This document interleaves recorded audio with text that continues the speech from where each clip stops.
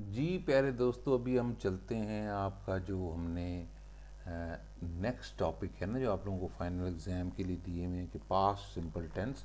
वैसे तो हमने पहले भी किया था, तो मैंने कहा अच्छा है कि जी एक दफ़ा दोबारा आपको बता देते हैं। उसमें कुछ मैं आपको बताऊंगा कि पास्ट सिंपल टेंस क्या होता है और उसको कैसे इंग्लिश में हम यूज़ करते हैं।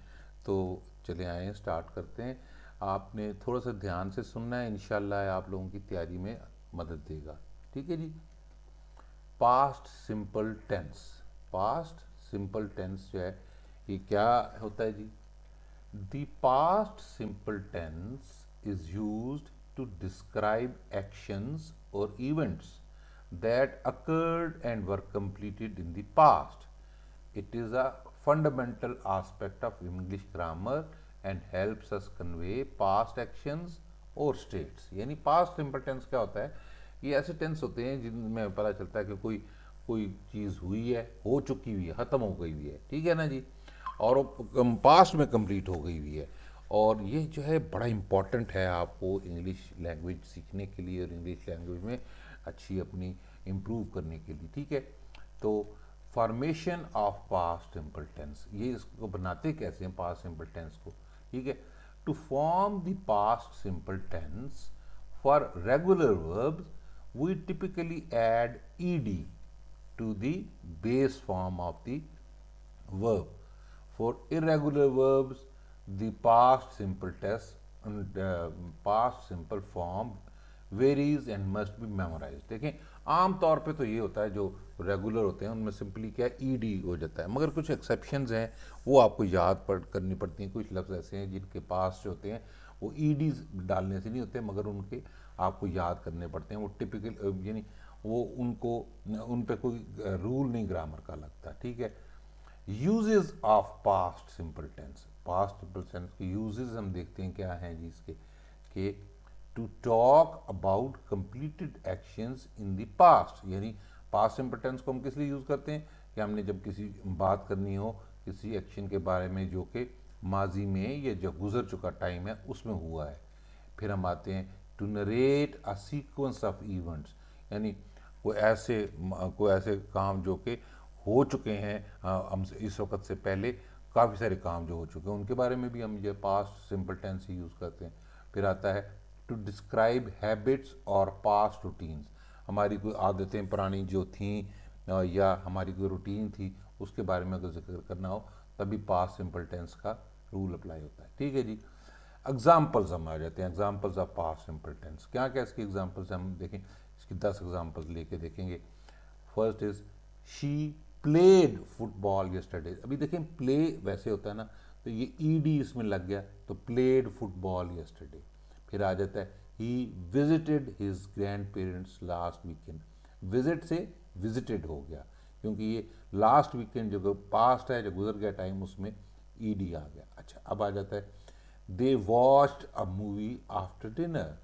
फिर आता है she finished her homework before bed time. He ate breakfast at 8 AM। अब देखें लफ्ज़ होता है ना ईट, ईट से ईटेड होना चाहिए था मगर नहीं, ये एक्सेप्शन है। ईट एट एट होता है, ठीक है। ईट एट ईटन इसका होता है। अब हम आते हैं we went to the park yesterday. Go से गोड नहीं होता, गो से वेंट होता है। ये आपको याद करने पड़ेंगे ये वर्ब्स की ना मुख्तलिफ फॉर्म्स जो है।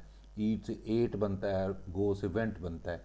फिर the sun shone brightly all day. अब शाइन से शाइंड नहीं होता, ये शोन होता है, ठीक है। अब आ जाता है जी she read a book last night. अब रीड रेड रेड होता है। रीड का जो है ना, इनकी जो फॉर्म है हम जो कह रहे हैं वर्ब की, जो सेकंड और थर्ड फॉर्म जो होती है वो रीड्स के रेड रेड होती है, ठीक है। तो ये एक्सेप्शंस हैं, ये आपको याद रखनी होती हैं, ठीक है। फिर है they bought groceries on Monday. Buy से बॉट, बायड नहीं होता, बॉट होता है, ठीक है जी। फिर आ जाते हैं हम he lost his keys yesterday. Lose से क्या बन गया, लॉस्ट। अभी देखिए हमने जो ये पांचवीं से आगे जो है ना ये एक्सेप्शंस किए हैं, वो ये बाकी वाले रेगुलर वर्ब्स थे, इनको हमने ईडी से लगाया, मगर इसमें एट, वेंट, शॉन, री रेड, बॉट और लॉस्ट ये आपके इरेगुलर वर्ब्स हैं, ठीक है। रेगुलर वर्ब्स में सिर्फ सिंपल हम ईडी का इजाफा करते हैं, जबकि इरेगुलर वर्ब्स में ईडी का इजाफा नहीं होता, वो आपको याद करना पड़ता है कि इसके क्या फॉर्म है। ठीक है जी, ओके। अब हम आ जाते हैं past continuous tense. Past continuous tense, past continuous tense क्या होता है जी? Past continuous tense, also known as past progressive tense, is used to describe actions that were ongoing or happening at a specific point in the past। यानी ऐसे चीज़ें या ऐसे काम जो कि पास्ट में हो रहे थे continuously. It is formed by using the past tense of the verb to be, was, were, followed by the base form of the main verb with the I N G suffix. ठीक है, इसमें क्या होता है कि जैसे प्रेजेंट में भी आईएनजी लगाया जाता है, इसी तरह पास्ट में भी आईएनजी लगाया जाता है सफिक्स के तौर पे, यानी हर लफ्ज़ के आखिर पे। ठीक है, जो भी वर्ब होता है। स्ट्रक्चर इसका क्या होता है जी, वो हम पढ़ के देखते हैं कि कैसे बनाया जाता है जी। अफर्मेटिव, सब्जेक्ट प्लस वाज, वर और वर्ब और बेस फॉर्म। ये आपको कंफ्यूज होने की जरूरत नहीं है, मैं थोड़ा सा आपको बता रहा हूँ ताकि आपको पता हो कि इसके स्ट्रक्चर्स क्या होते हैं। नेगेटिव में क्या होता है, सब्जेक्ट होता है, वाज वर होता है और नॉट होता है, फिर वर्ब और बेस फॉर्म और आईएनजी। फिर इंटेरोगेटिव में वाज वर होता है, सब्जेक्ट होता है, वर्ब होता है, बेस फॉर्म और आईएनजी होता है। ठीक हो गया जी। अब हम इसकी एग्जांपल्स करके देते हैं, इससे आपको क्लियर हो जाएगा। इसमें स्ट्रक्चर वाली चीज़ में कंफ्यूज होने की जरूरत नहीं है, ये सिर्फ मैंने आपको मेंशन किया है कि ये होता है, ये है स्ट्रक्चर इसका। तो हम इसकी एग्जांपल्स करके देखते हैं, इससे आपको ज़्यादा क्लियर हो जाएगा कि पास्ट कॉन्टिन्यूस टेंस कैसे हम इस्तेमाल करते हैं। देखिए, हमने बात तो कर ली है ना कि पास्ट कॉन्टिन्यूस वो होता है कि जी कोई ऐसे इवेंट्स या ऐसे काम जो कि पास्ट में हो रहे थे, हो रहे थे। ठीक है जी। अब आते हैं हम इसमें कि I was playing cricket when it started raining, यानी जब जब बारिश हुई तो उस वक्त मैं क्या कर रहा था, मैं क्रिकेट खेल रहा था। ठीक है, I was playing cricket when it started raining. देखिए, ये स्टार्टेड रेनिंग तो पास्ट हो गया, मगर इसमें आईएनजी क्या है, पास्ट कॉन्टिन्यूस आपको लफ्ज़ जो वर्ब जो है ना, जो वर्ब के साथ आईएनजी लगेगा। देखिए, हमने लिखा है ना कि बेस फॉर्म और आईएनजी। बेस फॉर्म यानी प्ले है और आईएनजी साथ क्या रहता है। फिर she was cooking dinner when while her brother was doing his homework. देखिए, अगर इसमें हमने ये ना कुछ ऐसा काम ना होता कि जो लगातार हो रहा होता तो हमने कुकड आना चाहिए था, मगर जब कोई काम कर रहा है जब भी इसमें आ जाता है, ठीक है जी, आईएनजी वाला, तो फिर हम क्या कि she was cooking dinner while her brother was doing his homework. ठीक है, they were dancing at the party last night, यानी पिछली रात को वो जी वो खूब डांस हल्ला गुल्ला कर रहे थे। तो अब क्या है, रहे थे आया तो आईएनजी आ गया। ठीक है, डांसिंग बेस फॉर्म क्या है, डांस, और आईएनजी साथ इसके बीच में आ गया। ठीक है ना, मैंने आपको ये बताया था। He was reading a book while waiting for the bus. ठीक है, ही वॉज रीडिंग, ये बेस फॉर्म रीड था, रीड से आईएनजी आ गया, वेट था आईएनजी आ गया। ठीक है, अब आ जाते हैं, we were studying for our exam during the power outage, यानी जब हम बत्ती गई ना तो उस वक्त अब क्या कर रहे थे, हम पढ़ रहे थे, studying.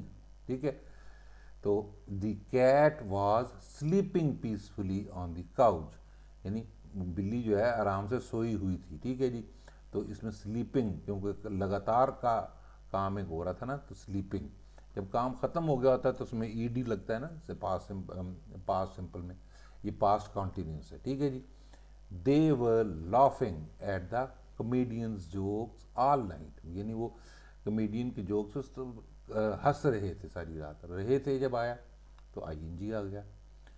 My parents were talking on the phone when I came home. Talking, talk से टॉकिंग।